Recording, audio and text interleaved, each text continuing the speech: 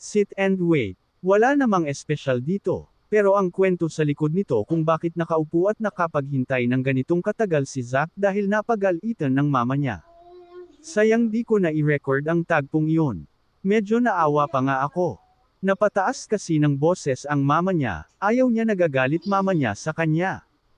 Kaya nag-iyak sa ng tahimik pero sandali lang naman. Sabi ng mama niya upo ka dito. Medyo malakas at matigas ang pagkakasabi. Sumunod naman si Zack, na amazed nga ako sa kanya. Sa 10 minuto o higit pa siguro sa pagkakaupo niya hindi siya umalis ng upuan. Plan kasi namin na i-under na siya ng speech therapy.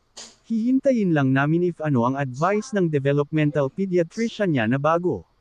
Yes, at last nakakuha kami ng schedule niya sa ibang developmental pediatrician para sa pangalawa niyang assessment.